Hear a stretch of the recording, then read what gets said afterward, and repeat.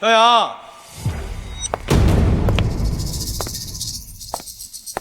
张总，你怎么来了？你已经2个月没有交租了，今天再不交，老子把你这些破铜烂铁都丢出去！那个，张总，你放心，我这几天就筹钱，一定想办法把房租给你补上。你说的，要是还不上，你知道结果。嘿，哎。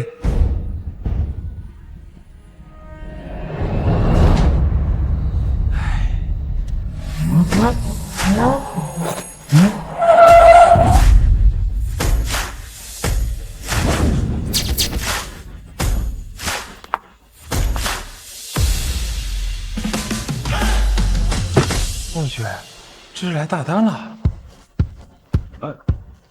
你好，你是这家修理厂的老板吗？你好，我是这儿的老板，你是要修什么吗？我不修东西，我想请你帮我焊一个机甲人。机甲人？变形金刚你总看过吧？啊。就像这样的，这样的，或者这样的。修是可以，不过道理我都懂。200万。200万，有了这200万，我的厂子可以继续运转下去了。一套机甲模型而已，搏一搏，单车变摩托，没问题，交给我，你放心吧。那我们加个联系方式，我稍后把定金和图纸都发给你。哎，好，这是合同。定金和图纸我都已经给你发过去了，记住，3天后我来取，动作要快哦。放心。爽耶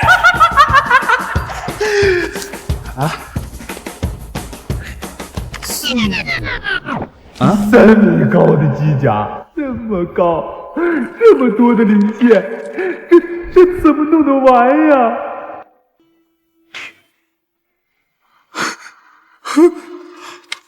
完了，这下完了，破产的更快了。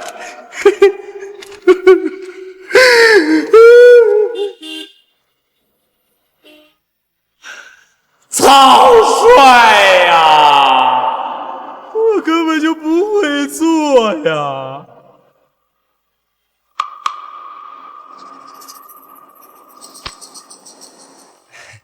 喂，沈小姐，张师傅，我的机甲做的怎么样了？我已经迫不及待想要见到了。2天后我爷爷过寿，记得做的精美一点送过来哦。那个沈小姐，好啦，张师傅，我随后就把地址发你。沈家庄园。不是沈小姐，沈小姐，这娘们怎么挂这么快？我怎么知道结构这么复杂呀？太爷，来帮你。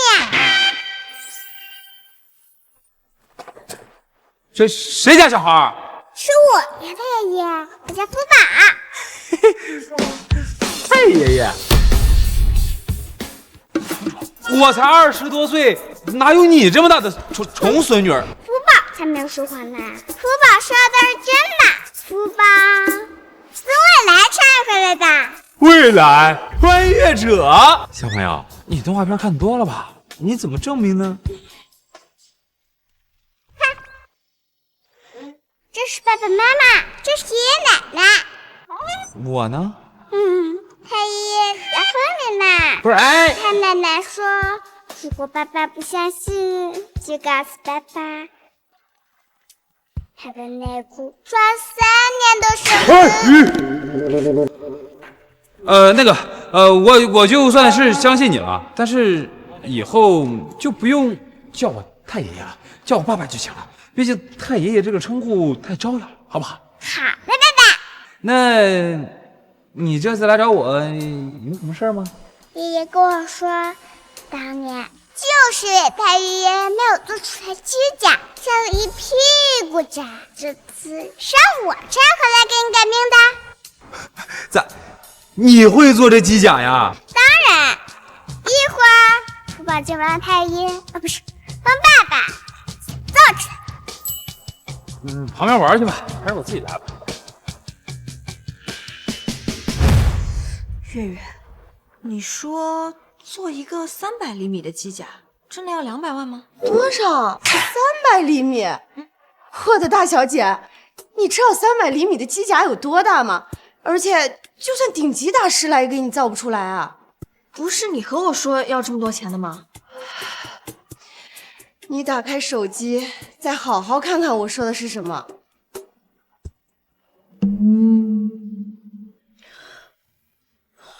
我记错了，我把30厘米记成了300厘米，还把20万记成了200万，现在该怎么办呀？我哪知道该怎么办啊？只能走一步看一步了。完了完了，爷的生日就在后天，而且来的都是工业级的大佬。希望那个男人不要让我失望。这也太难了，我就不会呀，这。明天就要交货了吗？怎么连一个角都没做好？这机甲有点复杂，爸爸有点失算了。算了，还是让福宝来帮你吧。走啊走啊！不会吧？他既然真的，我这曾孙女不会是个工业大拿吧？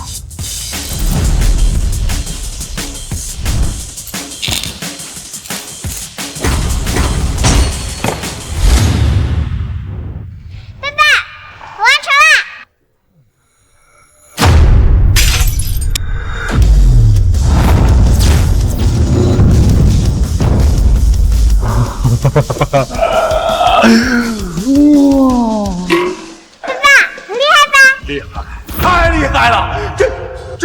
这跟真的一样。那是真的。瞧我，我试一下。哎，what？这真能动？这是你一个人完成的？爸爸，说吗？今晚我这次再分，肯定会更厉害。喜欢，太喜欢了！只有机甲才属于男人的浪漫。超时代机甲，这下我可以完蛋了。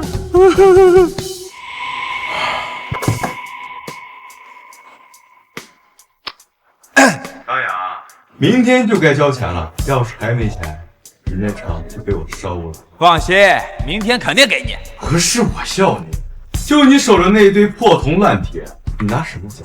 我劝你赶紧收场卫生，把厂交给我，要不然到时候我连你一起收拾。放心啊，你就不用担心了，明天肯定给你打到正场啊。好，小子，等我明天参加完一场宴会，看我怎么收拾那些垃圾。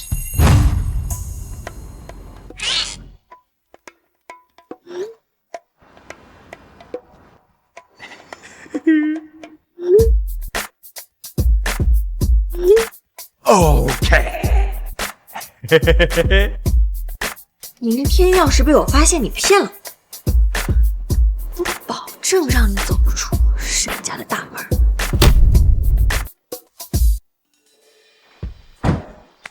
来，福宝。哎呀，嚯，这有钱人家也太豪横了吧？这比足球场都大。爸爸，怎么就这么点出息？那福宝在，你和爸爸肯定会对我，你看大10倍的别墅啊！好，爸爸相信你。爸爸，啊，赶紧拖着太阳姐家取货啦！哦，喂，小姐，你订的模型机甲到了。这么快？好，我马上就下来。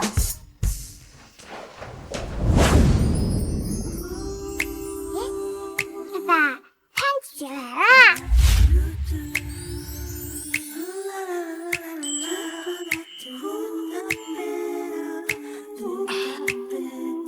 你好，师傅，我订的模型到了吗？师傅，啊，太阳姐姐，这就是爸爸给你打造的机甲，可好看啦！爸爸，你女儿这么大了，义父，义父，其实他说的太远。你订的机甲到了，就在这儿。胖姐姐，现在不行哦，为什么呀？因为红布是给寿星爷爷准备的，只有寿星才能揭开。这话是你爸爸教你的吗？不过，你们真的能在这么短的时间里面做出3米高的机甲吗？不会是滥竽充数的吧？良心买卖，放心，不可换，不收钱。张扬，郑超，你这废物！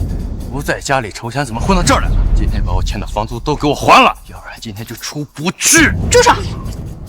张扬是我请来给爷爷送寿礼的。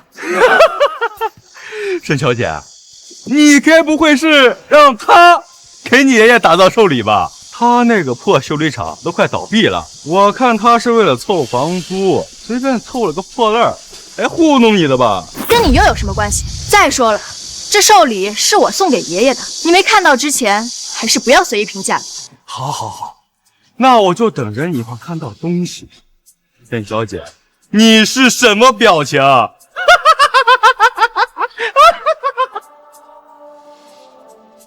行。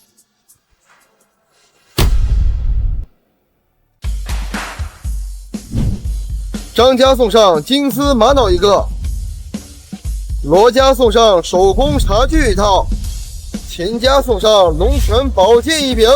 沈老这辈子带出多少科研骨干，龙国工业能有今天，您可是定海神针啊！哎呦，长江后浪推前浪，我这把老骨头啊，也该退位了。沈老说笑了，您要是一退啊，未来的科研成果我们又要操心不少喽。哎呦，那有什么办法呢？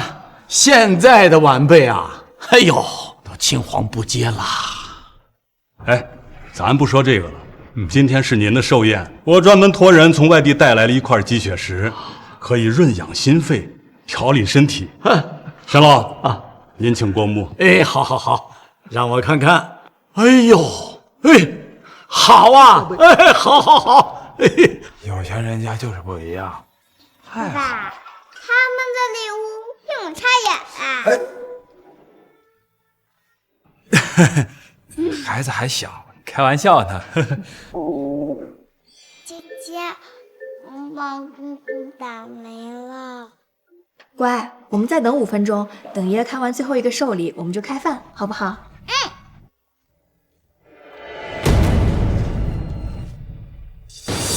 佳佳，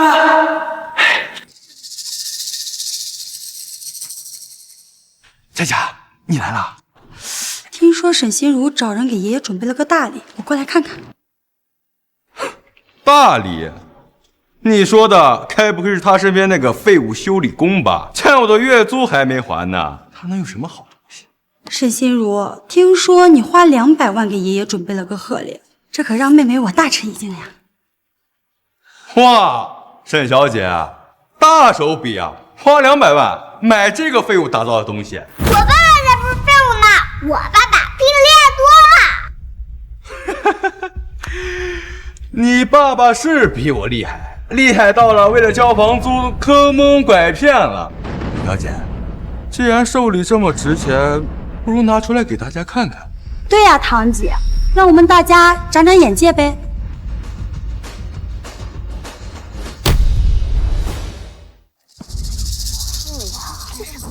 这不是沈爱小姐吗？听说大小姐和二小姐一向不和，这才咱们有好戏看了。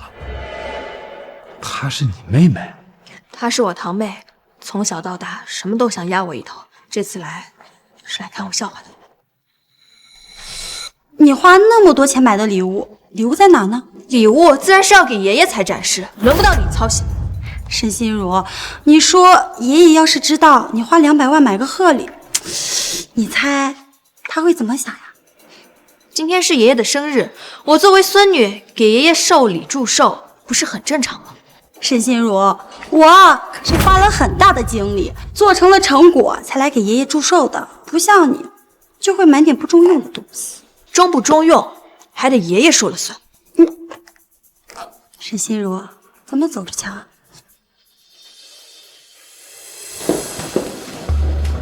你们这姐妹之间矛盾还挺深的。在这样的家族里，只有体现自己的价值，才能……算了，和你说了你也不懂。嘿嘿，要是今天机甲出了问题，姐姐别急，我的礼物全世界，你找不到其他礼物，你得上我爸。那就借你吉言了啊！快走吧，快走！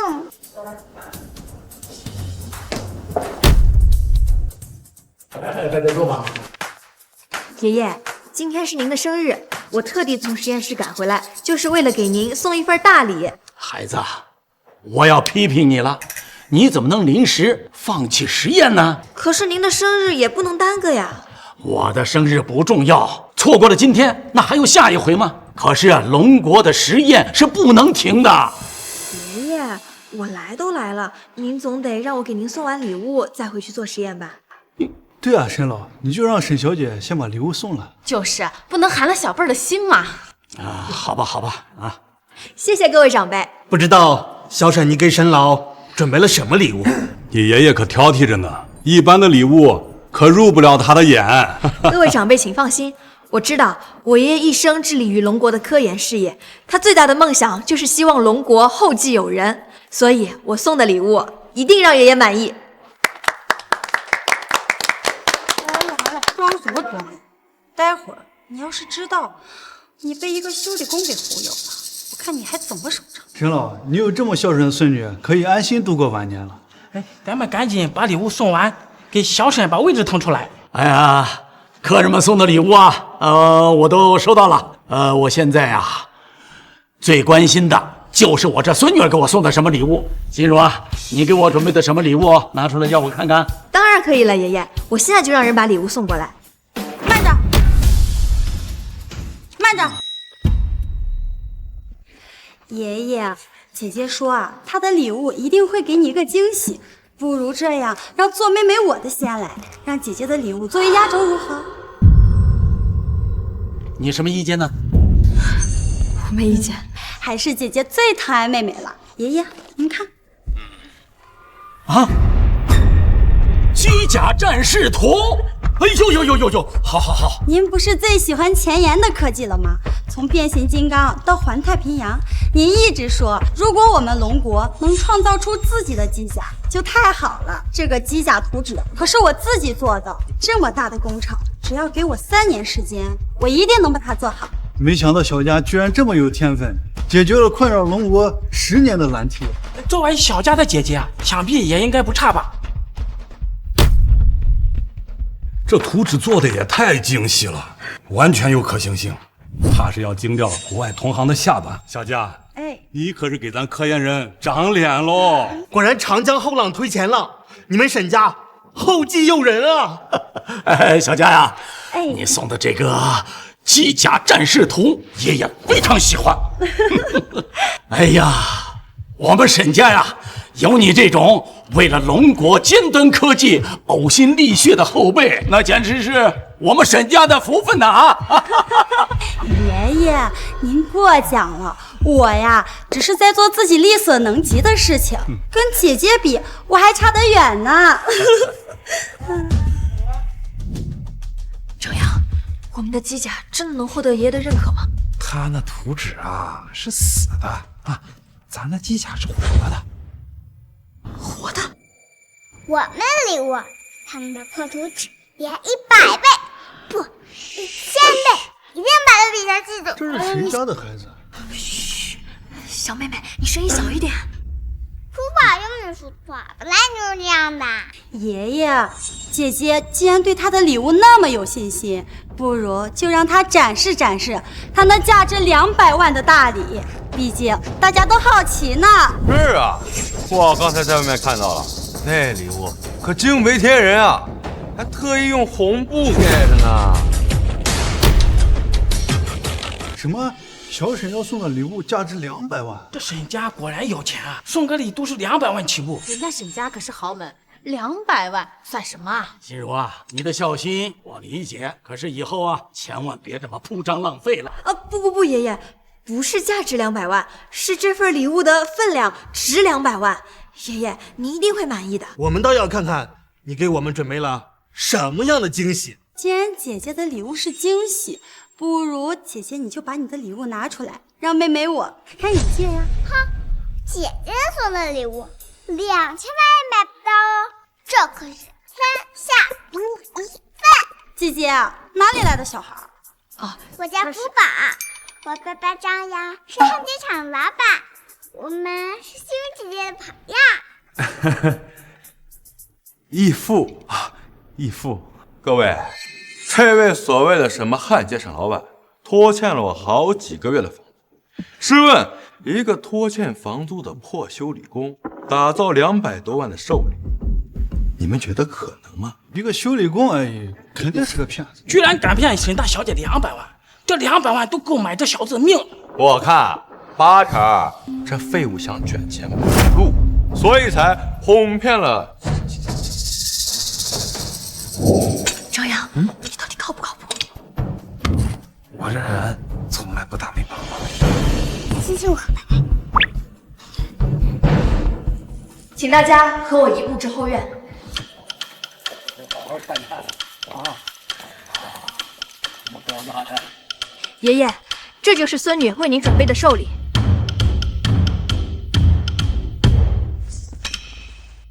哇，这真是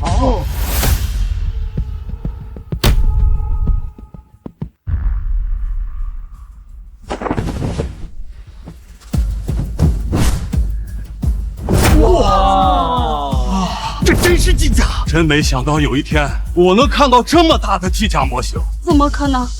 沈心如居然真的做到了！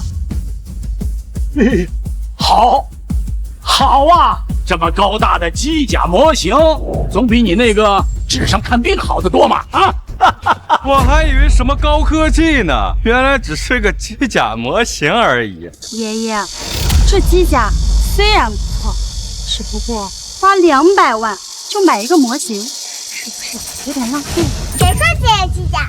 模型啊！这要是普通机甲，确实算不得。不过我这机甲是会动。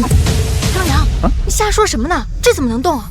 福宝，开花，2000万！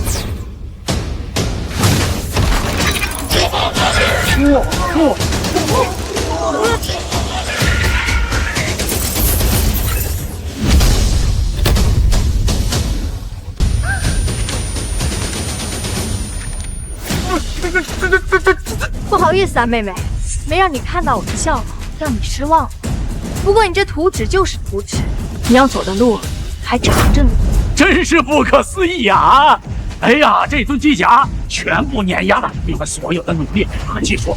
若是用在军事科技领域上，我龙国的地位在国际的影响力将大大提升啊！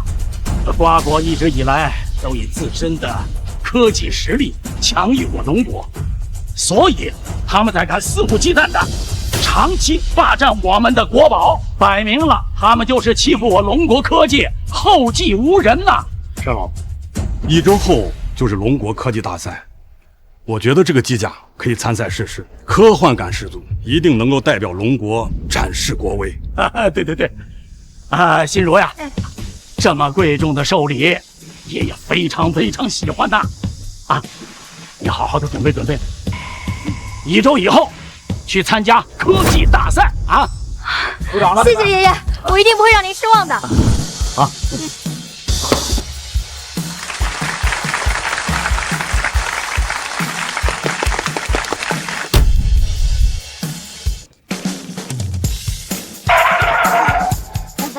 你干嘛拉着我呀？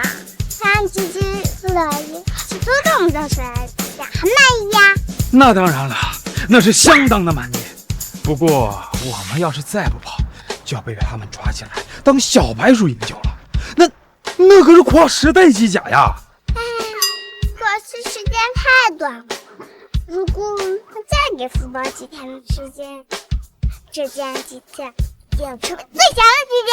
最强机甲，怎么抢？飞天遁地，还能光子炮。你说，月月，你说我真的能带着机甲去参加科技大赛吗？这有什么不能的？你知道的，我从小在学校成绩就是垫底，我没有自信，怕辜负了爷爷的期望。你那个机甲不是焊工2天给你焊接完成的吗？趁现在还有时间，你直接找他去完善一下。应付一个小小的科技大赛，那也不是简简单单。你说的对啊，但是他会同意吗？重赏之下必有勇夫，谁会跟钱过不去啊？再说你又不差钱。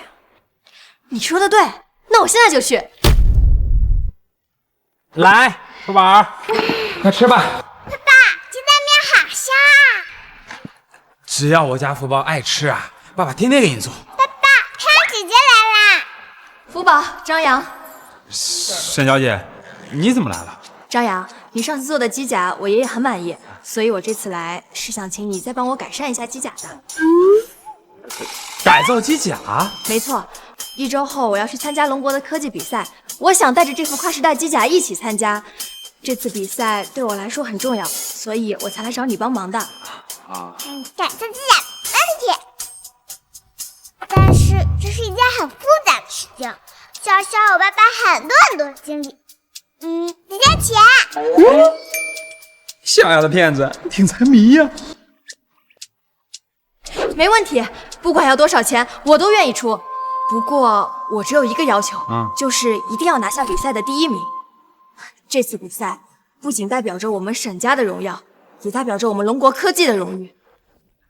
福宝，1个星期的时间，有没有信心把机甲打造成世界第1？没问题，张姐姐，只要再给5天的时间，你拿着机甲做光子炮。可如果是7天，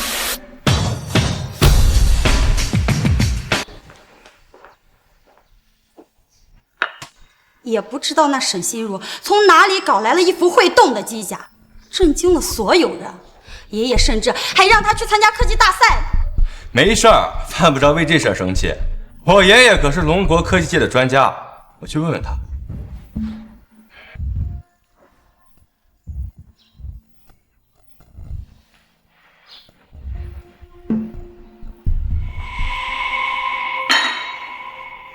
怎么样？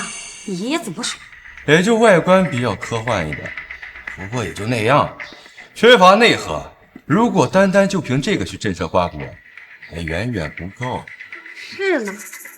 那我爷爷给予沈心如这么高？不用怕，下周的科技大赛，你和那沈心如一起参加。可是我该拿什么样的产品去和沈心如的机甲去竞争呢？别着急，告诉你一个好消息，我爷爷的研究室研制出了最新款的无人机图纸，就连他也称赞不已。到时候我们会帮你稳压沈心如的。这下我看沈心如还如何在科技大赛上崭露头角，恐怕是要让爷爷失望。看姐姐，全部搞定了。这副机甲和之前那副不一样，这副机甲还有7天时间，精挑细琢出来的产品。这次科技大赛一定能够惊动所有人。这机甲是改善了什么功能吗？那当然啦，你见我好多黑科技嘛，给你保密，等到时候你就知道。这回一定要拿第1名，真的？必须的，不是第1名不要钱。喂，导员。沈心如，你已经休假5天了，学校里的东西你真不打算学了吗？导员，我这会儿要去参加科技大赛呢，等我结束了我再回来。心如，我没听错吧？你成绩在学校都是吊车尾的存在，这水平你去参加科技大赛？导员，我现在在忙呢，我一会儿再回给你啊。成绩差怎么就不能参加科技大赛了？那个沈小姐，时间也不早了，要不然我们走吧。小五，来。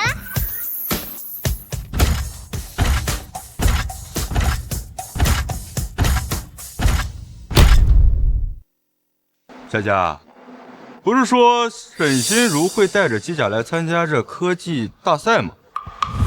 这比赛马上都开始了，怎么还没来呀？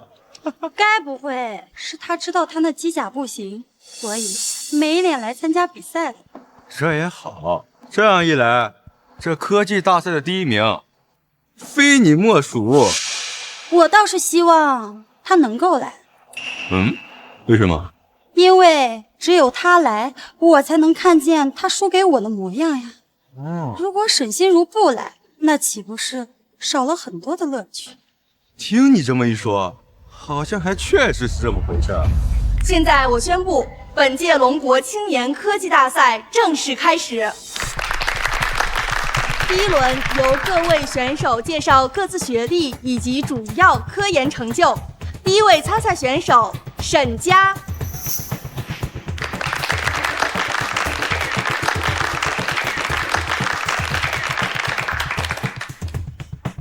大家好，我叫沈佳，是国家级科工大佬沈家辉的孙女，目前正在工商读水木大学博士学位，参与了战机最新引擎的研发与制作，荣获水木大学及其国内外多个科技大奖。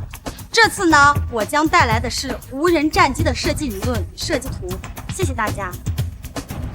原来是沈老的孙女啊，太了不起了！是啊，年纪轻轻就获得了这么多成就，实在是厉害。这样的成就来参加这种比赛，那不是降维打击吗？下面有请2号选手沈心如。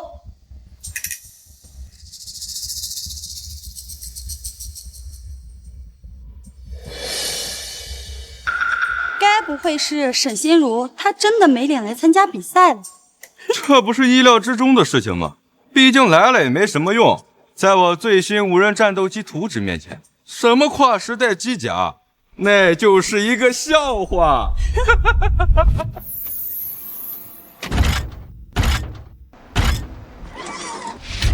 来了。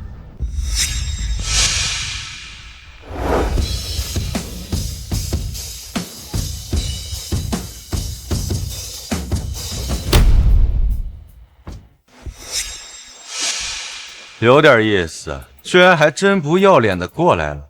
来了又能怎么样？还不是被我碾压的结局。姐姐，你终于来了呢，我还以为你要辜负爷爷的期望，不敢来了呢。沈佳，你又怎么会在这儿？我当然是来参加大赛的。怎么，你能来，我就不能来？随你。沈心如，亲情提示，来这里呢，大多都是天才，有的呢是少年班的第1天才，有的呢是国外留学的海归。你一个大专生，怕是不能够吧？这就不劳你费心了。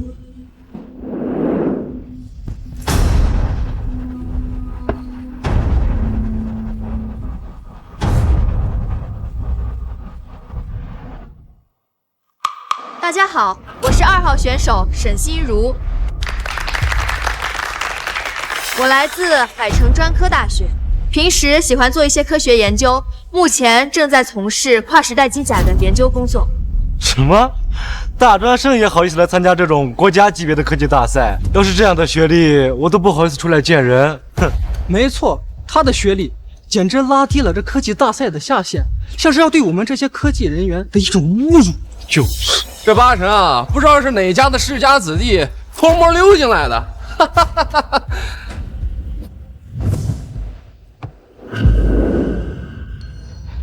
姐姐啊，我早就说过了，你的学历太低了。这种科技大赛可不是什么阿猫阿狗就能随便掺和的哟。这位小姐，这科技呢是不分学历的，你说这话未免有点太早了吧？你就是沈心如找来的焊工？你不会真的以为你就焊了个3米高的机架壳子，就以为自己是汉武帝了吧？以为自己什么都能够了吧？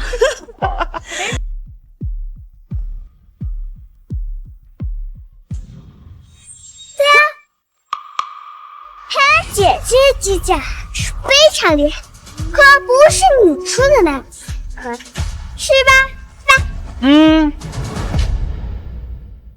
还死不承认？在我看来，你汉的那个机甲和你一样，全部都只是个垃圾而已呀！哼，爸爸，叔姐姐，她怎么骂人呢？什么姐姐呀？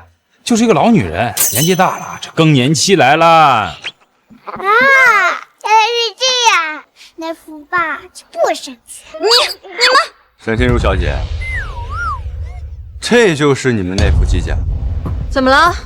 有什么问题吗？当然有问题了呀！虽然你们这个机甲外表看起来挺唬人的，但是终究只是个空壳。如果把这个机甲拿到国外去展览，不仅起不到震慑的作用，反而还会让龙国的技术成为笑柄。沈心如小姐，我爷爷也是龙国科技界的专家，我作为他的孙子，我有必要奉劝一句：不是随便焊接一个壳字就能称之为科技。你跟他废什么话呀？他呀，不过就是一个大专生，他懂什么呀？等会儿展示成果的时候，某些人就能知道谁才是真正的小丑了吧？你说我的机甲不行，那你又准备了什么？等会儿你就清楚了，谁才是龙国真正科技的栋梁。上次呢，只不过是爷爷偏袒你，这次我一定会让你输得心服口服。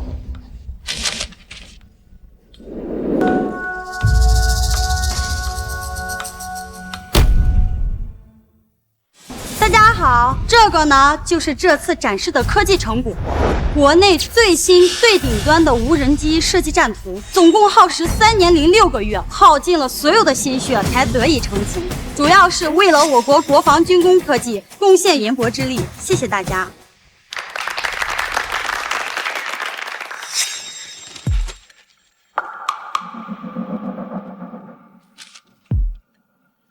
这竟然真是无人战机的研发图纸，这设计简直是无人战机史上最重大的突破呀！这种无人战机一旦成功制造并量产，那我龙国的军事实力必将再上一个台阶呀！1号评委的评分结果为100分。2号评委的评分结果为100分，3号评委100分，沈家选手的最终得分为满分。想不到沈家为了压我一头，居然做了这么充足的准备。嗨，姐姐，看，我们的机甲可以甩出无人战机10点2节呢。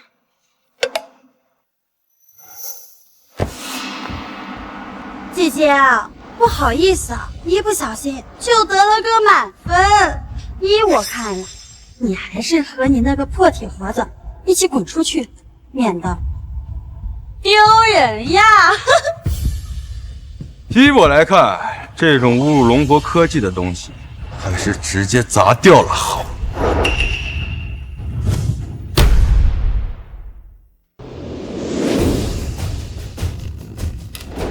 想干什么？我绝不会允许你破坏机甲的。沈心如，我都已经得了满分，你不会以为还能赢得过我？听清楚了，满分！我沈家才是最有资格代表龙国去参加国外展出的人，而你呢，不配。从小到大，你永远都只能活在我的阴影之下。哎，不用跟他说这么多，像这种侮辱龙国科技人智商的东西就不应该存在在这儿。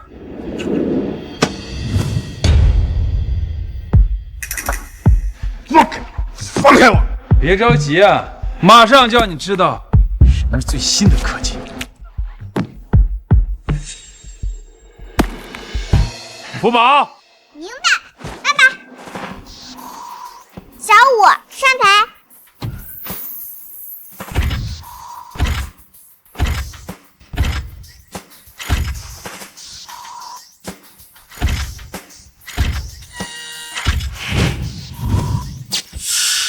小五转身，小五打招呼。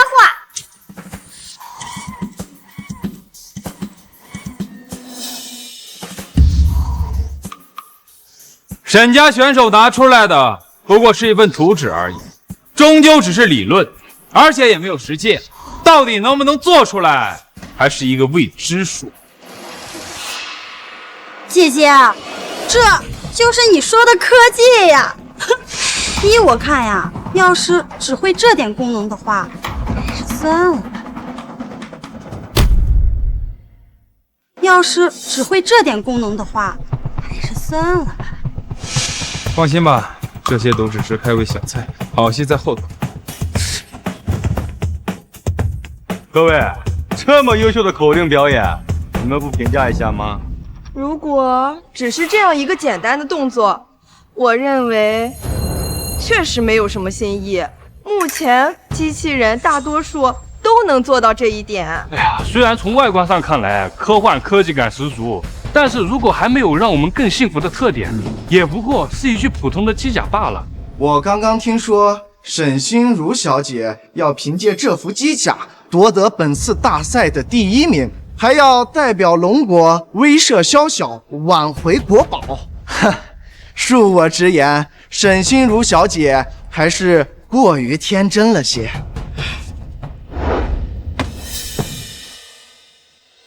各位评委，真不好意思，的确是我姐姐太天真了些。毕竟她连什么是真正的科技都还没有搞清楚。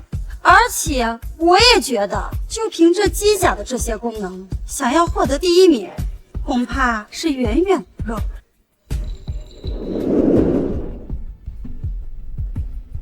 谁说远远不够的？看好了，小五调整方向，飞飞在场地，光子炮。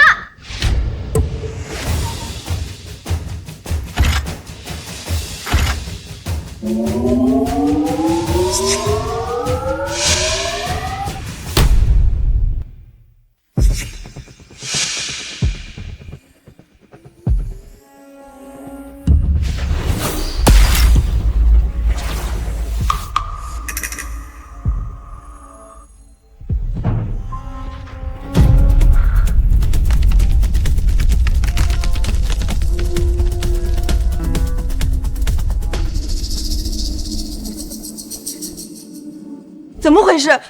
这机甲怎么会有这么大的威力？难道我看错了？这个机甲不是一个普通的模型，可一个专科生怎么可能会研究出这么高科技的东西？快出去看看！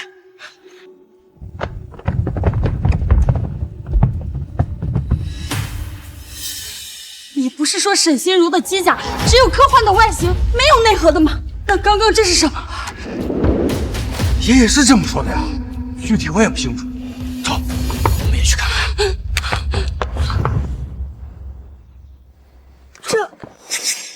这居然是真的！这就是机甲的光磁炮。对啊，我的机甲不仅仅有这一个功能，还要比这光磁炮更厉害。什么？还有更厉害的功能？现在保密，可惜才给了7天的时间，还是不太够。如果再给我几天的时间，这件机甲能震爆全球的。各位评委老师，请打分吧。毕竟我这可不仅仅是图纸，而是现场实验。等一等，我先通知一件事。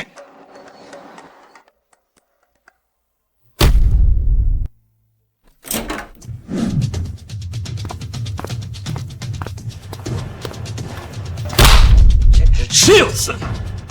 这份清单上的全部国宝，自古以来都属于我们龙国的，什么时候变成瓜国的国宝了？并且现在都已经登上了报纸。哼，瓜国这就是强盗行径，仗着自己的科技有某大国的背后兜底，肆无忌惮。没错，这瓜国也太嚣张了，自诩国内科技高于我国，公然抢夺国宝，完全目中无人。哼，没有办法，谁让我们背后没有人兜底啊？一切都得靠我们自主研发。哎呀，和瓜国相比，我们龙国的高科技的确是还差着那么一点的。我听说瓜国在某大国的帮助下培养出了一批天才，甚至还放出豪言，要在这次世界科技大赛上给我们龙国好好上一课。各位，大家试想一下，如果这次大赛上我们失败了，那些被瓜国占据的国宝，我们恐怕就没有底气再要回了。是啊，我们都是龙国科技的元老，这如果输了，我们都没脸见人了。花国放出这样的豪言，那他就是吸引全界的眼光，看我们龙国的笑话。我们绝对不能得逞，所以，我们必须行动起来，以证实自己啊！对了，老李，这个任务就交给你了，务必以最快的速度成立一个科研攻坚小组，要研发出足以震慑全世界的高科技产品。没问题，我这就安排。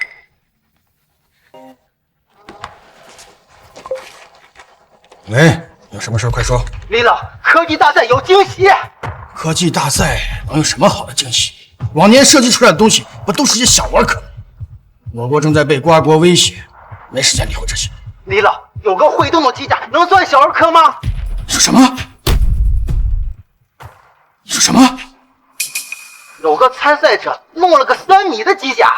你说清楚，到底只是模型还是？是能动的机甲。好，好，瓜国威逼我们，这次我们要崛起了！立刻把发明的人招募进国家科研团队，秘密研究所的人一起准备世界科研大赛。李老，我觉得这个机甲研究小队应该足够了。小周，瓜国背靠强国，科研力量可没有你想象的那么简单。一个能动的机甲而已，还需要培养。这个机甲能放光磁炮，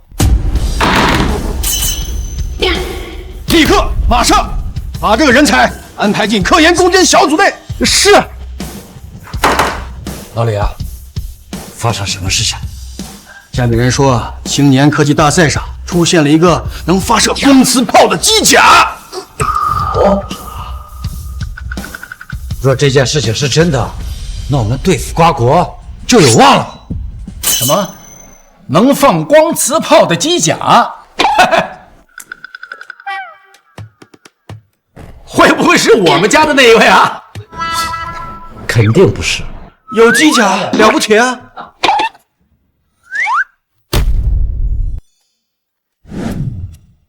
各位评委老师，现在是不是可以公布我的得分了？请评委评分，1号评委的评分为100分，2号评委的评分为100分，3号评委的评分为100分，沈心如的最终得分为满分。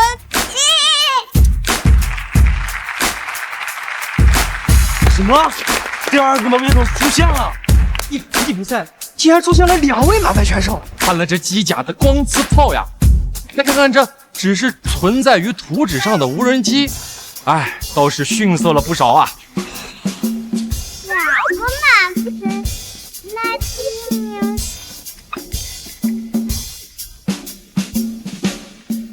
各位，根据我们评委组的一致意见，现在我宣布，本次青年科技大赛的第1名是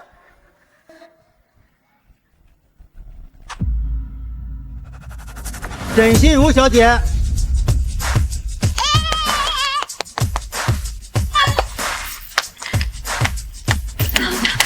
多亏了张亮和珠宝，我才没有辜负爷爷的期望。姐姐，福宝棒棒！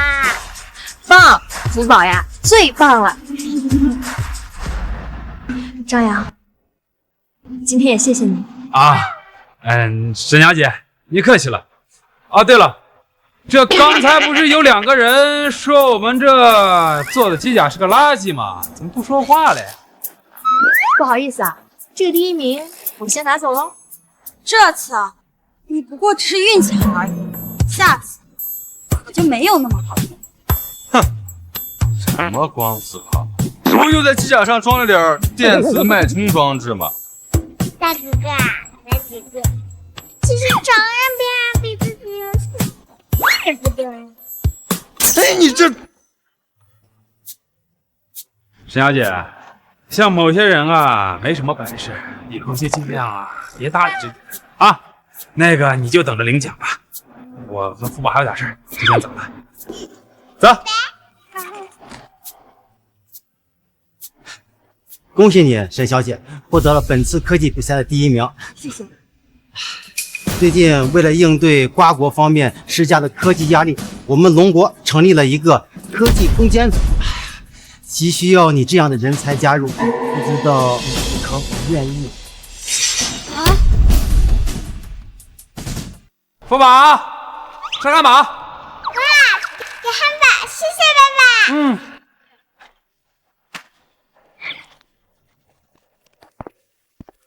爷爷，福宝和张扬就在这。是之前那位爷爷。哦，张扬，我爷爷和他们几位赶着要见你，我来不及和你打招呼就把他们带过来了，应该没有影响到你吧？没有，这位是啊，我给你介绍一下，这位是我们龙国攻坚组的李组长，他呀主要负责我们龙国高新科技的研发和攻坚工作。诸位，你们来找我们有什么事儿吗？张扬，你们研发的机甲见过了，我们这次过来是想问问你，这机甲还有没有其他的功能？当然有啦，不过这些都还只是最基础的。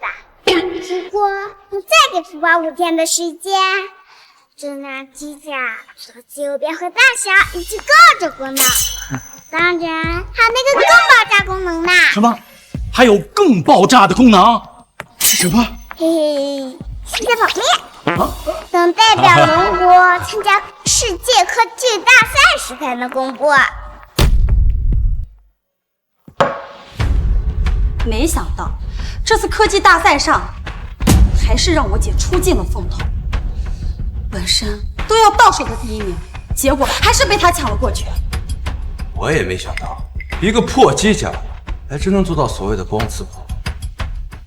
沈心如身边有高人，本来我想借助这次科技大赛上打压她一下，结果反而让她获得了进入龙国科技攻坚组的机会。凭什么她就能得到邀请，而同样得到第1名的我连参赛的资格都没有？不用担心，不就是一个科技攻坚小组吗？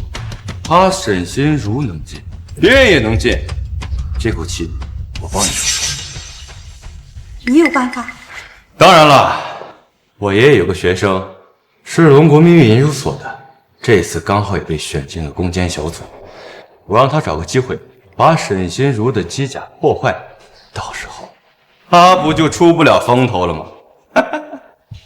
可是这样，我们龙国就会在接下来的世界科技大赛上被瓜国给碾压了。不至于，事实上，我们龙国另外2个科技天才的作品也十分优秀，区区沈心如的机甲带来更多的科技。那他们会按照你说的去做吗？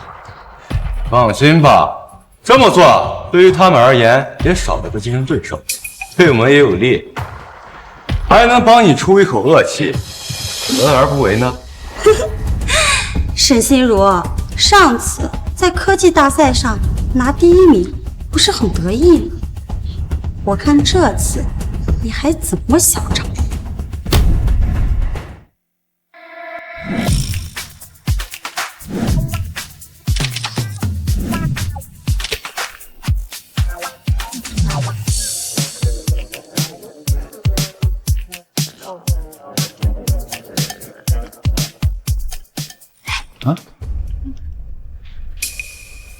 能有资格来到这儿的，应该都是龙国目前最杰出的科技人才了。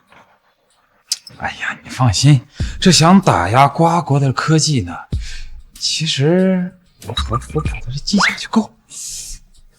虽然我也是这样想的，但是我听我爷爷说，在那群人里面有2个杰出的科技天才，就是不知道他们研究的是什么。先看看。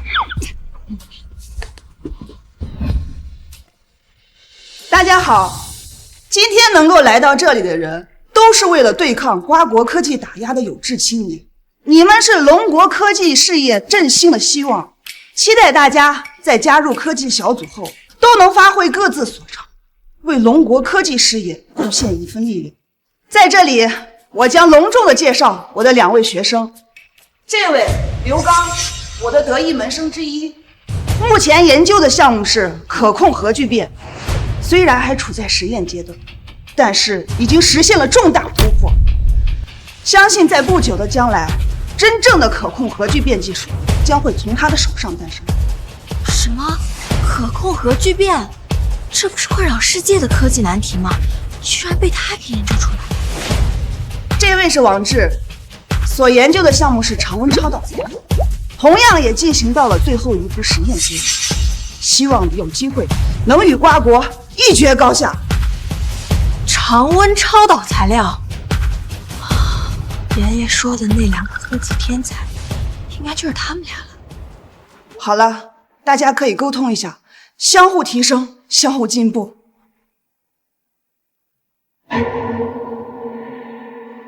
这位，你们研究的作品？大哥哥，太阳姐姐作品是跨时代机甲。机甲？来，这是那个大家伙。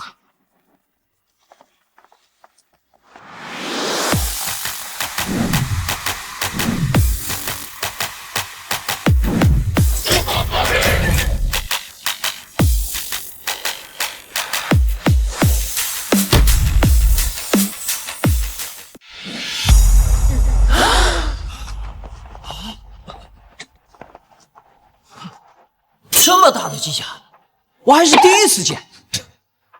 大有什么？这不过就是由金属焊接的机甲模型嘛。世界科技大赛的作品，它比的不是大小，而是高科技领域。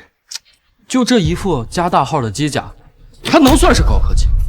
如果仅仅只是这么一副模型，那也不能算是高科技。我的科研作品常温超导材料是国际最新科技前沿结果，制作和加工的难度极大，既要求结构稳固，还要确保材料的纯度。放眼整个世界，这都是科技领域的重大突破。那要这么说的话，我的可控核聚变技术就不用多给大家做介绍了啊！它可是人类科研史上一个重大的里程碑，这么说不过分吧？这一个可控核聚变，一个常温超导技术，确实算得上是高科技。咱们这机甲能行吗？太阳姐姐别担心，我们机甲光刺炮，这一下就碾他们。再说可控核聚变、室温超导这2项，我爸爸刚打算也加入机甲里呢。如果真的是这样，那就太好了。放心吧，有我跟福马在，这些都不是问题。也不知道李老这从哪儿找来的，什么阿猫阿狗都能塞进来凑数。不管怎么说，我们大家都已经聚在一起了，我们一定要齐心协力，为国争光。这次世界科技大赛，我们一定要让瓜国好好看看龙国科技的真正水平，夺回属于我们龙国的国宝。哎，别，我可不想跟这种水平低下的弱智一起去参加世界科技大赛。什么跨时代机甲，我看它就是一个笑话。这位朋友，我们都是为国争光，这谈何的水平高低之分？就是啊，身为龙国的一份子，虽然我的水平有限，但我也想为龙国的科技出一份力啊。好，说的不错啊，真是既慷慨又大义。哎，我差点就信了。在我看来，你们只不过就是在拉低龙国的价值，也会让龙国彻底成为瓜国的笑柄。那你怎么知道我们的这个机甲就会沦为笑柄，而不是你的作品？哎，这位朋友，你有没有刚听在我在说什么？哎，我研究的可是可控核聚变技术，这些技术放眼整个全世界，没有一个国家能突破，而我已经形成了完整的设计理念和构想。所以呢，不是我吹，就我这套设计理念和构想，放在整个国际上都是轰动全世界的存在。区瓜国更不足为惧。说不定会因为这项技术让瓜国卫士主动归还我们的国宝。而你们这个机甲，在我看来，只能说是一无是处。信不信我一脚下去，这堆破铜烂铁就会散架？哎，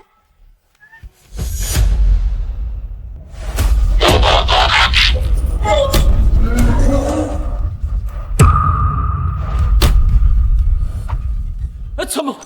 这机甲为什么能动？这什么情况？难道这机甲根本不是什么简单的科幻模型？能加入科技小组，肯定有他们的道理。我相信李老不会选错。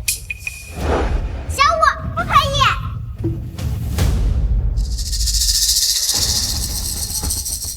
刚刚什么情况？大哥哥，你乱说话，小五不高兴了。胡说八道！一个遥控产品，你们故意的！就一个遥控产品，都把你吓成这样，你说他要是拿到国际比赛上，会不会把那些瓜国人吓得跟你一样呢？你，哎，好了好了，我们还是可以去好好准备一下明天上级领导给我们的考核吧。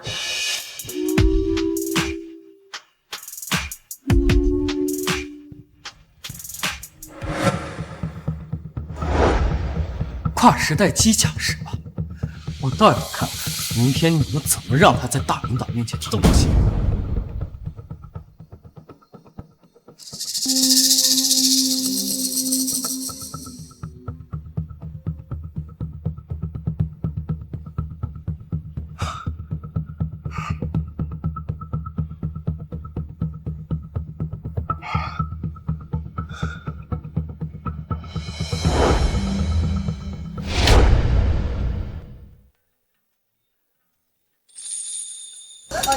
爸爸，这烤丸子真好吃。你喜欢吃呀？爸爸以后就天天带来吃。爸爸，你太棒了！嘿嘿嘿。胖姐姐，你怎么不吃啊？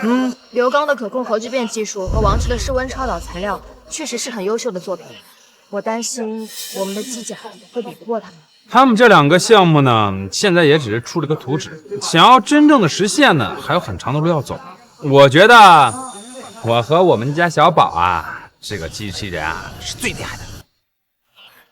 我也相信。胖姐姐，爸爸说的对，可我保证，我们的机甲绝对不会比他们作品差。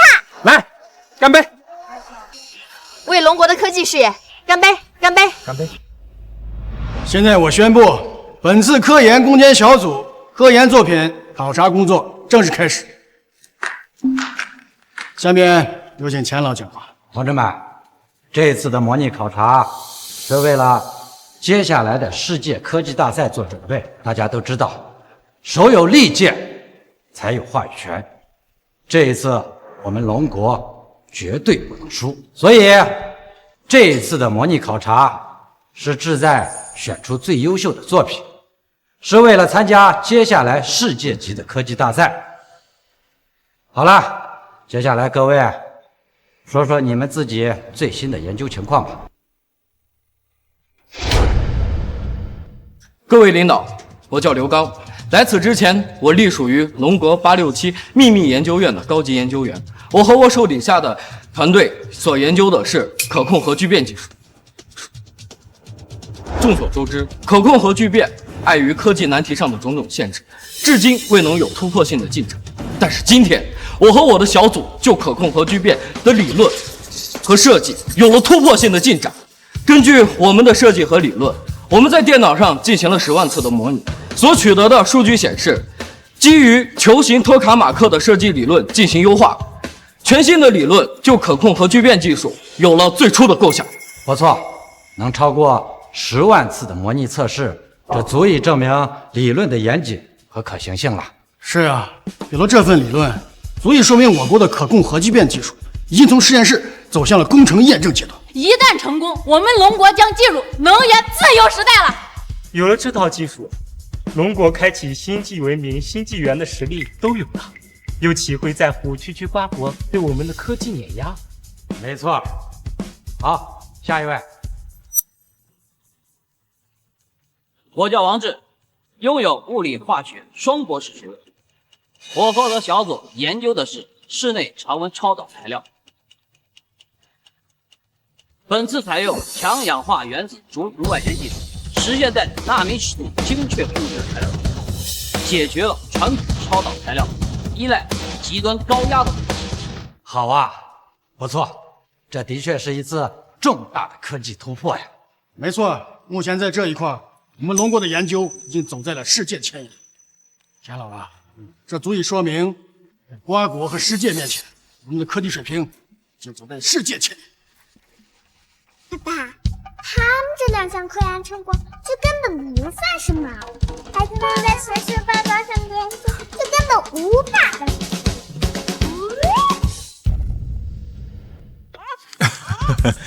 孩子还小，童言无忌哈，别当真，别当真。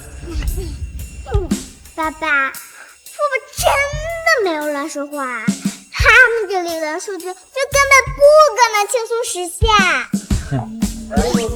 不管是可控核聚变技术，还是常温超导材料，这些问题你们都懂吗？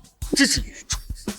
没错，你们怕是连可控核聚变还有常温超导材料究竟是什么都还没搞清楚吧？太阳姐姐，够，这事啦，加油！加油！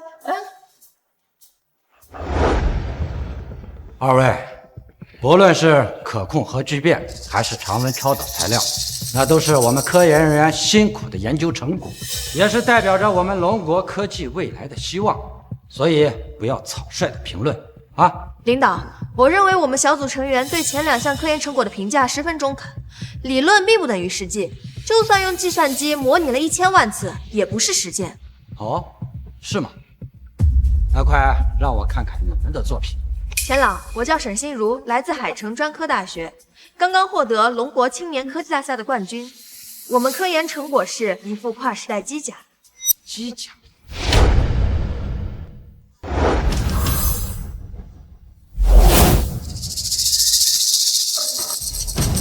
这个就是你们研发小组研究出来的东西？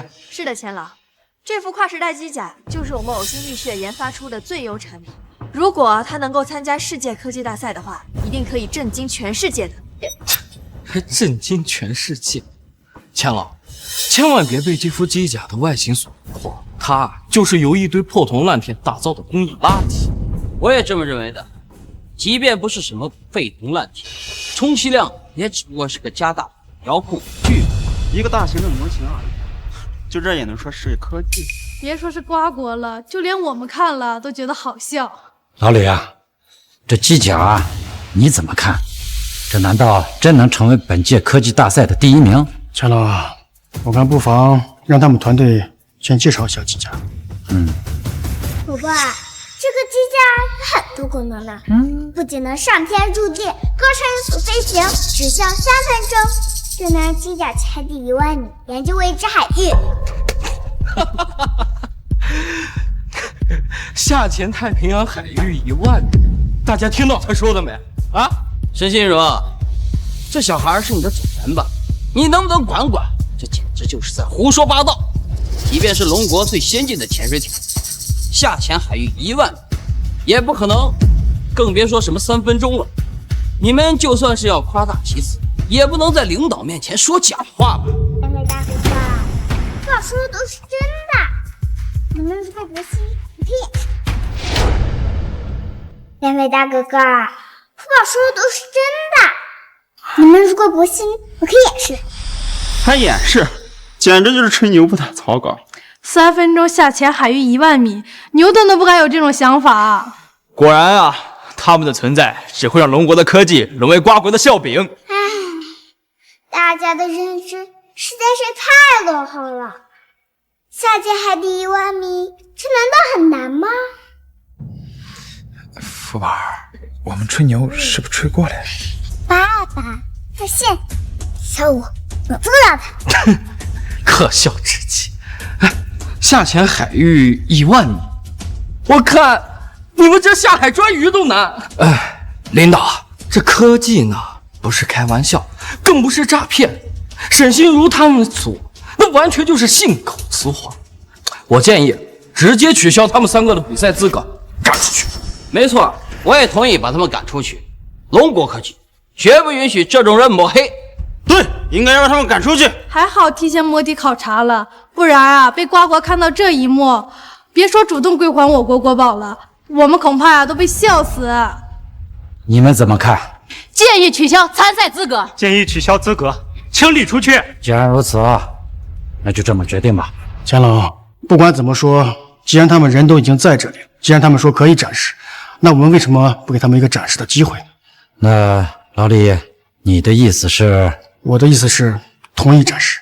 演示，昨晚机甲已经被我们过手脚了，你看你拿什么演示？那大家的意见呢？钱老，什么决定？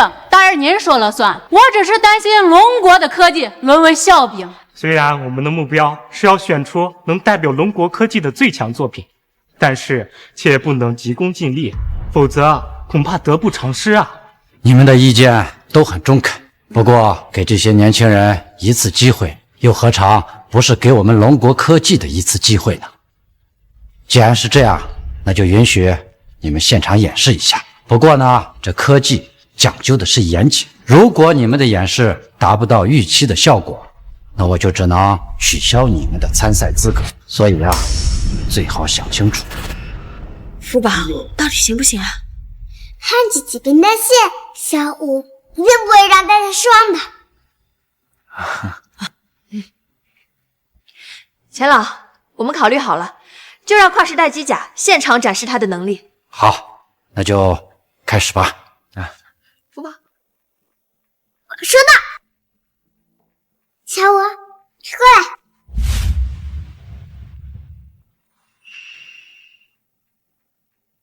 福宝，怎么回事？我也不知道啊。小五，蹲下。福宝，这怎么不动了呀？是啊，昨天不是还好好的吗？这就是你们所谓的高科技啊！还下到海域1万米。这机甲昨天还能动弹一下，结果今天就不能动弹，看样子和之前的评价没错，这就是一个加大版的科幻模型玩具吧。爸爸，有问题，让福宝检查一下。慢点啊，沈心如，这钱老、李老以及各位领导现在都在这儿，你们到底还展示不？说我们的设计理论不算什么，看起来这机甲也不怎么样啊。那个诸位，稍安勿躁啊，等福宝一下，他修复好了，马上就可以展示了啊。怎么，你们非常相信这个小娃娃？钱老、沈心如他们小组既然展示不了的话，我意思还是别浪费大家时间了，直接取消他们组的参赛资格，赶出去算了。对，直接把这几个龙国科技界的人渣赶出小组。不，钱老，再给我们一次机会吧，福宝一定可以修好的。沈心如，你们在科技大赛上弄虚作假就算了，怎么现在连钱老都敢？是诚心想给龙国的科技抹黑吗？沈家，姐姐啊，平常你为了跟我一争高下，弄虚作假就算了，可是你怎么能把你的伎俩带到这种场合来呢？你说我弄虚作假，你可别胡说。我没有胡说，我说的都是真的。平常在一些场合上，我也就让着你了，不过这种场合可不是你能随便乱来的呀。世界科技大赛事关龙国科技在世界科技中的地位，事关国运，我岂能由你胡来？姐姐啊，就算你是我的姐姐，可是在这种大是大非面前，我也要大义凛然的灭亲。钱老，我所说的都是真的，今天我来就是为了揭穿沈心如的骗局，千万可不能让她代表龙国去参加世界科技大赛呀！沈家，你说这机甲是骗局，你可有证据？我亲眼所见，这机甲不过就是沈心如从一个破废的修理厂随便找了个焊工焊接的。这机甲它只有科幻般的外壳，内核根本就没有任何作用。所谓机甲可以运动，也不过只是装了玩具机甲的驱动装置罢了。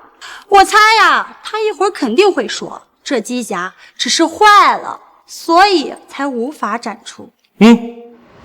我就知道会是这样。这几个人简直太过分了！世界科技大赛事关龙国的科技地位，关乎龙国的国宝是否能顺利召回，这么重要的事情，居然敢滥竽充数！哎，各位领导，我建议赶紧把他们赶出去，避免造成什么不好的影响。赶出去，把他们赶出去！不能让他们抹黑我们龙国科技。姐姐啊，你真的以为你能赢得了我吗？我说呀，你还是太天真了些。我就要看看，等会儿你该怎么收场。这么看来，沈心如小组的问题确实很严重。滥竽充数，想要在世界大赛上给龙国抹黑，动机不纯。我认为应该好好调查。还好做了次科技大摸底，否则影响真的大了。我也希望这机甲是真正的科技，但现在看来不尽如人意啊！沈心如同志，请你们离开这里。我们现在怎么办？钱老，你再给我们一次机会，再给我们点时间，福宝马上就修好了，一定会让你们满意的。我可以给你们无限的时间和机会，但是谁又能给龙国科技给一点时间呢？钱老都发话了，沈心如，你们两个还愣着干嘛？赶紧走啊！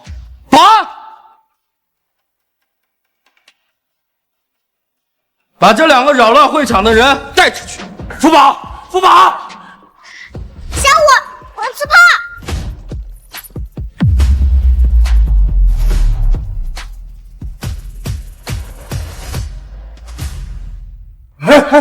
没事吧？刚刚这是光刺炮。福宝，牛逼呀！好恐怖的力量！谁还敢说这是个玩具？爸爸，之前被破坏了一根线路，不过福宝已经现在修好了。还好修复的及时。不过，这到底是谁做的手脚？糟糕，怎么这么快就被修好了？什么叫做谁在搞鬼？我看呀，分明就是你这个机甲的设计有问题。对，没错，肯定是这机甲设计的有问题。这种残次品怎么能代表龙国参加比赛？你们还弄什么？赶快把人给轰走！慢着，错不了，这绝对不是一件玩具。刚刚这机甲释放出来的能量是光刺炮吗？是啊，钱老。那可否让这个机甲再展示一次呀？可以，不过太阳姐姐和爸爸不是要被赶出这里了吗？我看谁敢！小朋友，能不能让伯伯再看一下这个机甲的光刺炮啊？可以，不过什么呀？光刺炮的威力是很大的，如果一直在这里演示，这栋大楼会塌的。哦，好，那我们去外面看好不好？好，走。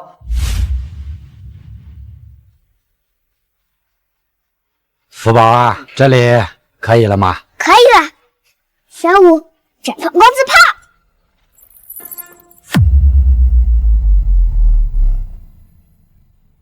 就是这个效果，这真的是光刺炮，太不可思议了。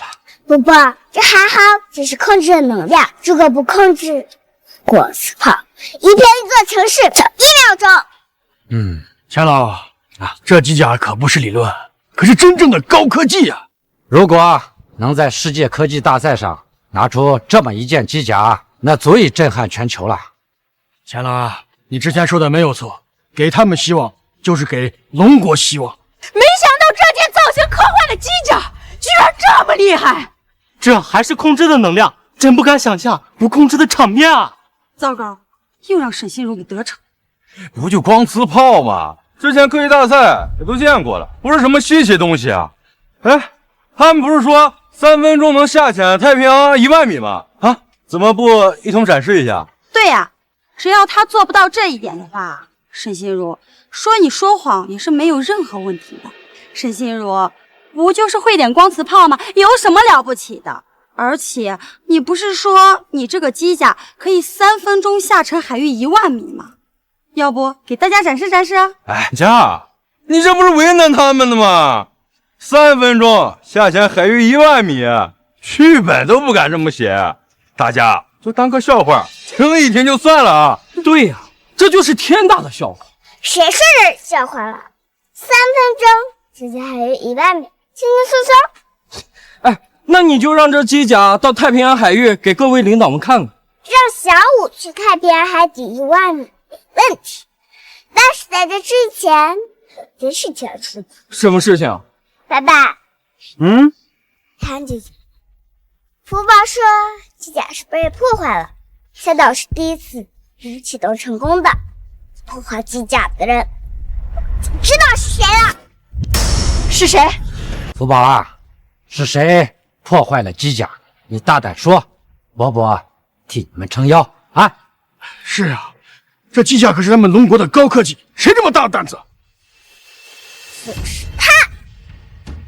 钱老，你们别听他胡说，我是被冤枉的。一个只有几岁的小姑娘，哪有这样的心思去诬陷你？刘刚，我之前还很看好你，但是没想到你竟然做出这种事情。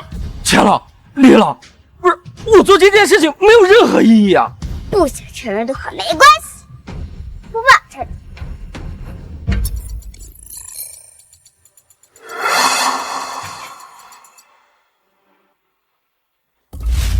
钱老，李老，我知道错了，龙国的可控和聚变技术不能没有我呀。我们龙国的科研团队不需要你这样心术不正的人。啊！我心术不正？他们心术难道就正吗？我就不相信这机甲真能去太平洋。带走。沈心如，你不是说你这个机甲3分钟可以下沉海域1万米吗？赶紧给大家展示展示呀！福宝，现在可以开始了吗？看姐姐别急，我这就转身监控，实时让你们看看监控画面。小五，3分钟机甲就能下潜海1万米，到时看好了。沈心如，你该不会真信这小孩说的话吧？目前最高只能下潜6000米，1万米可笑。在这方面还有众多的科技壁垒，这机甲根本就做不到。沈心如，是你说好的3分钟，我可已经给你计时喽。那个福宝，我们的机甲真能做到吗？爸爸，我们小五可是非常厉害吧？南区土壤是最简单的能力。什么？爸爸，你快看，机甲在那里，马上就要完成啦！这个机甲如果真的能成功，那就不仅仅是龙国的科技，而是整个人类科技领域的重大突破。不错，如果这个机甲真的能够做到，到时候也就不用担心无法震慑瓜国那些宵小之辈了。是啊，那我国的国宝都有回来的机会了。下潜海域1万米，这根本是不可能的。现在还好是在国内，这要是去了世界科技大赛上，我们龙国是要被笑掉大牙的。别说燃料一系列的问题无法解决，就光凭机甲的材料，恐怕连海底的压强都过不去。别说3分钟了，对呀，我看估计几秒钟都已经被崩成灰了。的确，看起来那机甲所使用的材料也只是最普通的材料而已，连最基本的航空材料的常识都没有。对呀，大家都知道的基本常识，可是有些人他就是不知道，还抱有幻想。你说这么多有什么用的啊？3分钟的时间还没到，不等装懂，何必在这挖苦？没错，我相信我们的机甲一定能够做到。爸，他们的认知不够，再过1分就能知道实在厉害了。大家快看，有什么东西要掉下来了！是那个机甲。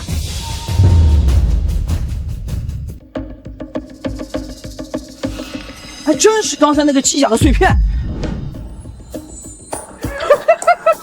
大家看到了没有？这就是号称3分钟能去太平洋下潜海域1万米的机甲，都已经成残骸了呢。我早就说过了嘛，科学要讲究严谨。这机甲虽然脱离了理论图纸，但它的表现不令人满意嘛。还好不是世界科技大赛，不然丢人丢大发了。机甲虽然有所突破，但是并不稳定。这样的作品绝对不能出现在世界科技大赛上。都烧成残骸了，就是想拿也拿不到了。看来我们还是高估了我们机甲的科技水平了，真是可惜啊！如果能在材料上做出一定的突破，或许还有成功的可能。姐姐，说好的跨时代的机甲呢？说好的行程1万里的机甲呢？不会，你要给各位领导展示的就是这一片残骸吧？让我猜猜，你要给大家展示的是这机甲的手臂呢，还是这机甲的腿呢？福宝，这怎么回事啊？难道是刘刚刚才做的手脚，所以才导致这样了？现在也只有这一个可能了。福宝说的事情一定不会有错的。福宝也不是出了松果边界，按福宝的设计来看，这种情况是不可能出现的。姐姐，时间虽然还没有到，但是结果已经很明显。你要给大家什么样的交代呢？不用交代了，那残片不是机甲的。很好。不用交代了。爷爷。好。哎呦，陈老，您怎么来了？陈老，今天啊，是跨时代的机甲潜入1万米的深海啊！这关键的时刻，我能不来吗？啊，陈老，如果您这次来是为了这个，那您可能要失望了。哦，为什么？爷爷，姐姐的机甲都已经被破坏了，根本就不可能完成任务了。你怎么还能相信她呀？哎呦，谁说是机甲被破坏了呀？啊，老钱啊，我给你们介绍一下，这2位是国家航空航天局的同志。今天啊，有航天器的发射任务，那航天器的残片呀，就落在我们这儿了。他们2位是来回收这些碎片的。什么？爷爷，这碎片分明就是机甲的呀！爷爷，那这么说，我们的机甲已经在海底了？什么？已经在海底了？连福宝5这也都被变了。沈老啊，这么说，我们龙国的科技还是很有希望的。是啊，还好沈老来了，这真是虚惊一场呀！心如啊，加油！爷爷对你们的团队啊非常看好。今天啊，不光是爷爷来了，龙国科技界的所有的专家都来了，他们都等着机甲的好消息呢。如果今天机甲真的能够完成深海1万米的取物，那我们龙国尖端高科技将领先全球100年呢！啊，哈哈哈哈哈！到时候啊，只要把这个消息一发表出去，那我们的国宝就都会回来喽。爷放心，再过一会儿回来了。好啊，那爷爷就跟着福宝一起见证这个关键时刻，好吗？如果这么厉害的事情都能让我姐姐成功了的话，那这样的话，我可真就没有脸见人了。不可能的，就算那残骸不是那机甲的也没关系。可是我爷爷他对科学一向都如此的严谨，他能这么笃定，那就是有可能呀。沈老都已经退休了，而我爷爷还在科技的前沿。我爷爷都说了，机械取土壤是根本不可能实现的。就剩10秒了，我们就等着一个天大的笑话吧。真的只剩10秒钟了，那到现在都没有动静，看来这次是真的不可能了。一定要成功！龙国的科技振兴就在这一刻了。对，机甲就不可能失败的。3分钟都已经过去了。我都说了，不可能实现的。如果这么轻而易举的3分钟选下太平洋1万米取土壤，那瓜国后面的老大哥那早就实现了呀！爸爸，机甲回来啦！哇！真的。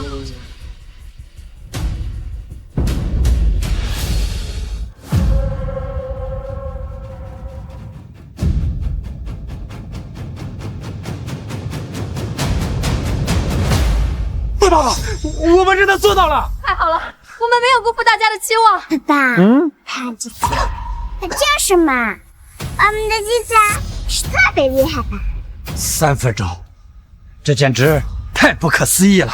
这可是历史性的时刻呀！我龙国科技界将永远铭记这辉煌的一天。爷爷，不可能，他们都在作假！真佳，你知道你在说什么吗？爷爷，各位专家们，这箱子里装的根本就不是什么海底的土壤。不错，我也可以肯定，这里面根本不是什么土壤。有些可以，一箱子土壤啊，怎么可能？要知道，科技最为领先的漂亮国都无法完成这次壮举，更别说这机甲，也不可能。所以可以肯定了，这机甲根本就没有离开过地面。这所谓的什么土壤，就是在随便的一个地方取过来的。沈心如，我就说你怎么可能这么的自信？怎么可能就在3分钟上下海域取得海底的土壤？原来这一切都是彻头彻尾的骗你！爸爸，看机甲，这些叔叔阿姨可以不懂，那他们为什么要胡说呀？这明明就是海底土壤嘛！福宝，爸爸相信你，更相信机甲。沈家，你为什么要污蔑我们的科研成果？我没有污蔑你，我说的都是事实。你真的见过这么多的海底土壤吗？沈心如，你费尽心思加入科研小组，还想代表龙国参加世界科技比赛，你到底是安的什么心？对，沈心如，你到底安的什么心呀？你们，我还真想问问你们到底几个意思呀？是不是土壤？等会儿让专家过来检测1、2，不就知道真假？没错，马上联系专家小组对土壤进行现场检测。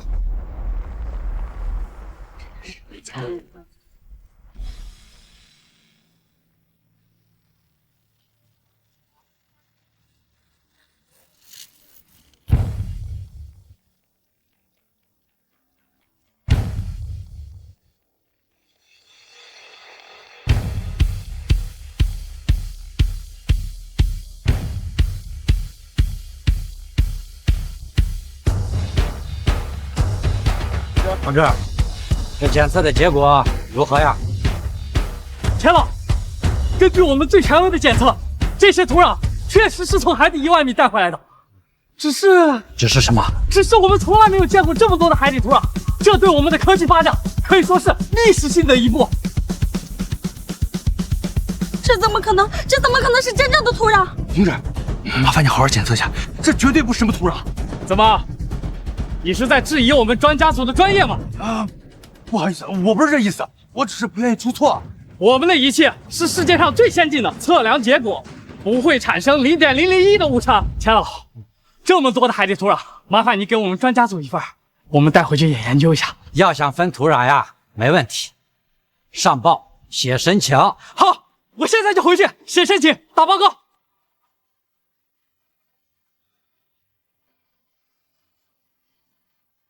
现在你们还有什么话说？你们2位虽然属于龙国的科研人员，但不属于我们科研攻坚小组。你们是怎么过来？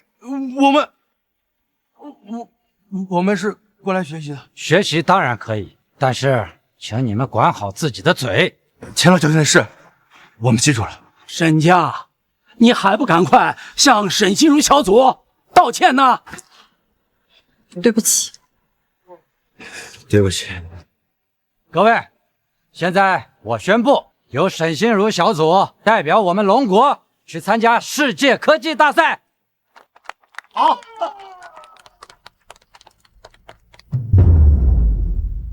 欢迎各国科研团队前来参加本次世界科技大赛。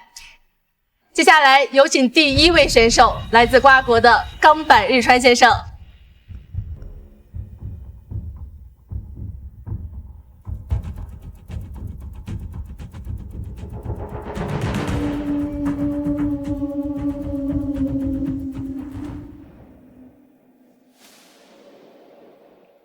我们带来的作品是适用于可控性核聚变的等离子材料。我们团队用了5年的时间研发，适用于构建可控性核聚变的反应堆，解决了可控性核聚变历史难题之一。相信在30年之内，一定能够完成可控性核聚变的开发。这样的等离子材料竟然被瓜国给率先研发出来了。哎呀，我们如果想要追赶，恐怕还要再等上30年。都看到了吧？这就是差距。我瓜国的科技水平早都已经走在了世界的前沿。我听说龙国的朋友也参加了这次世界科技大赛，不知道他们的科技人才会不会连什么是可控性核聚变都不知道？爸，不就是一块低端材料吗？什么了不起？也只有他瓜国呀，把这些低端材料当个宝，实则在我们眼中啊，就是个垃圾啊！原来是这样，F8就不生气。普通低端材料，垃圾！愚蠢的龙国人，你知不知道自己在说些什么？我不仅知道我在说什么，我还可以很负责任的告诉你，你瓜国所研发的科技就是个垃圾，简直大言不惭！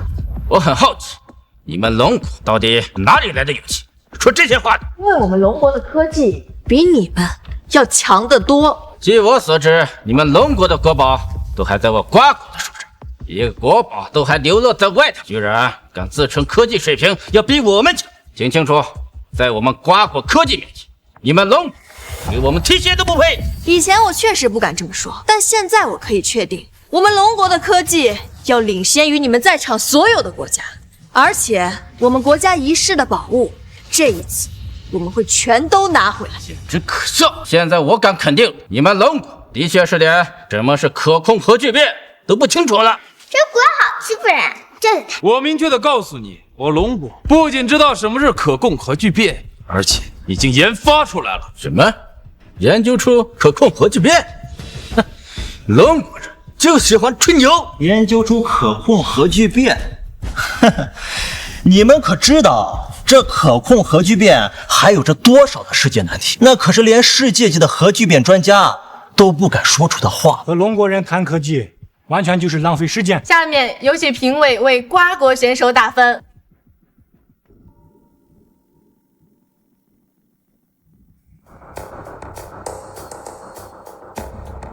龙国人看到了吧？这就是实力。一个还未出产的伪材料的垃圾，有什么可嚣张的？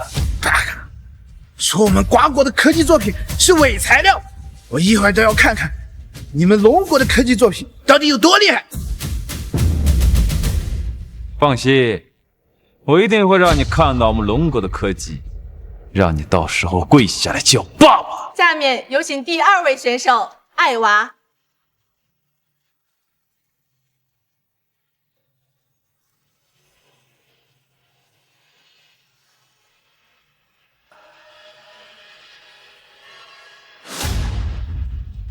这是我们 X 国最新研发的新一代人形机甲，它集合了量子混沌引擎、反物质歼灭炮以及第7代纳米型新型材料，我们给它取名为上帝。爸爸，他们的科技作品好像也是机甲呢。可比起我们的机甲小太多啦。什么？X 国爸爸居然研究出了新一代终极人形机甲，简直不可思议啊！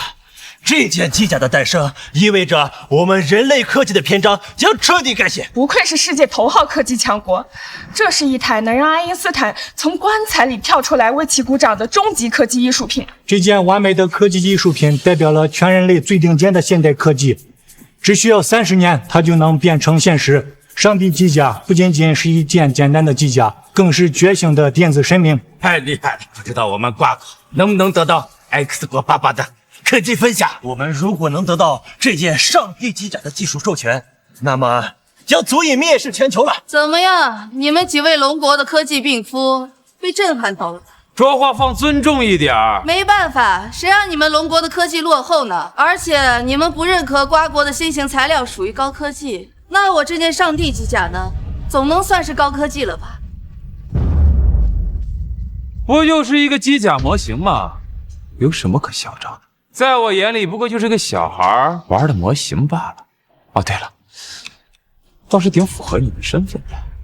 八哥，居然敢污蔑全人类最伟大的科技！听龙国代表这口气，似乎你们也能研究出来一样。上帝机甲的科技，龙国就是再研究100年，也不可能研究出来。接受现实吧，龙国科技只能永远垫底。龙国科技垫底，我龙国的机甲最少领先那 S 国，至少1000年。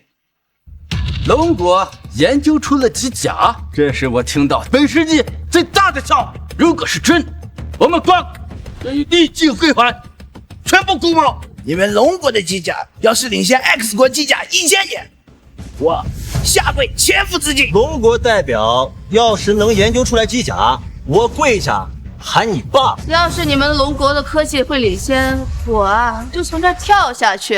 爸爸，他们看起来好像不相信呢。张扬，是时候把我们的龙国科技向全世界展示了。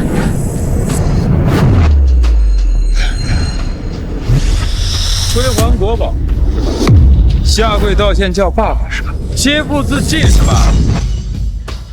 还有你，跳下来是吧？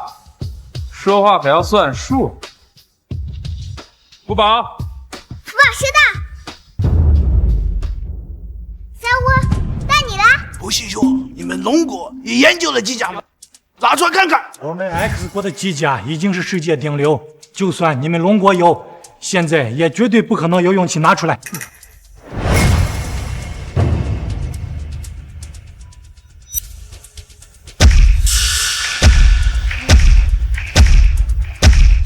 你这是变形金刚？天哪，这到底是什么东西？看呐 ，X 高科技机甲被踩了个粉碎。为什么会这样？这真的是机甲吗？你们不是想看我龙国的机甲吗？那就再说什么？我看谁还敢看不起我龙国的科技，还敢说我龙国的科技不行？这不过就是一个体型大一点的技术垃圾，根本不算什么科技。对，就是废铁焊成的工业垃圾。保安，快把这堆破铜烂铁给我抓出去！垃圾，破铜烂铁，好啊，那我就让你们看看我龙国机甲的威力。小五，光子炮。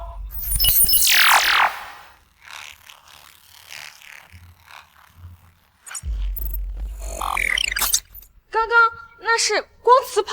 怎么可能？这堆破铜烂铁怎么可能发射光子炮？这都算只是垃圾，那 X 国的上帝机甲又算什么？不可能，刚才那绝对不是光磁炮，真正的光磁炮远远不只有这么一点威力。没错，光磁炮威力巨大，轻松一声残骸，一发光磁炮甚至可以轰平这大山。说，他们简直就是在做梦。光磁炮只是嘴上说出来吓唬人罢了。真正的光磁炮现在还停留在计算机实验阶段，连我们 X 国都没有，你们龙国怎么会有？我国不信，我国也不信。看的，想在世界科技大赛上蒙混过关、弄虚作假，也终究是弄巧成拙。我建议你们立即下跪，向 X 国爸爸道歉。道歉，必须道歉！道歉，必须道歉！都不信呀？刚才你说要去移除一座山，好啊，正好你瓜国那不有一座山吗？就把它移平了，如何呀？小五，行动！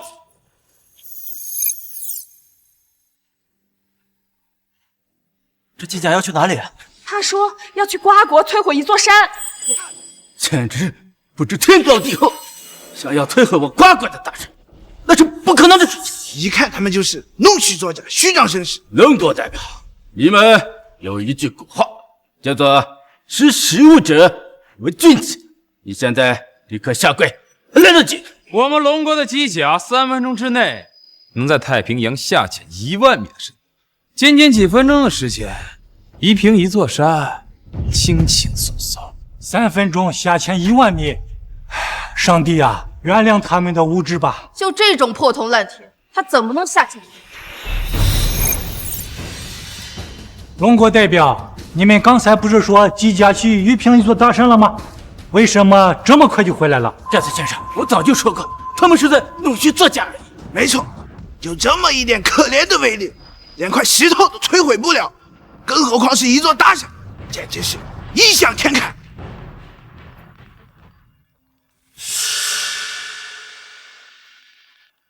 是不是虚张声势？是不是异想天开？你们拿出手机看看不就知道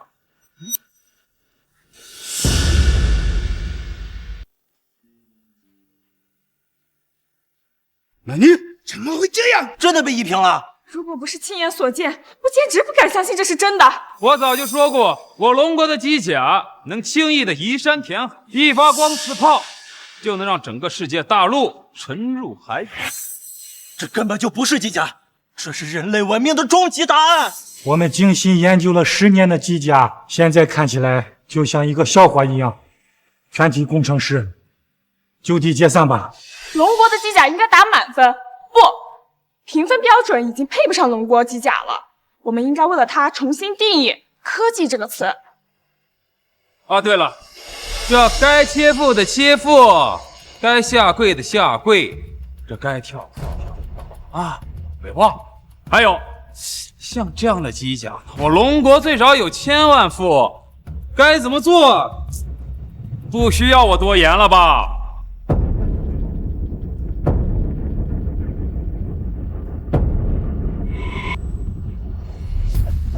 刚才原因主动归还龙国，全部过吧。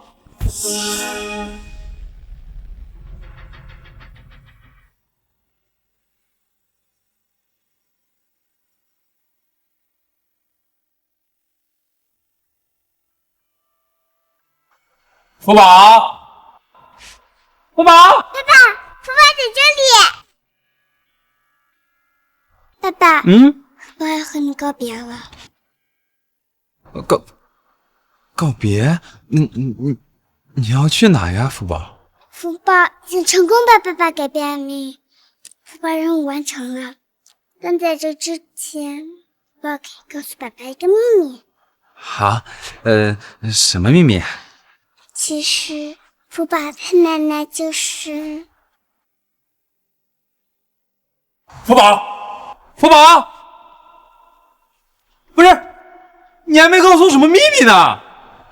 张扬，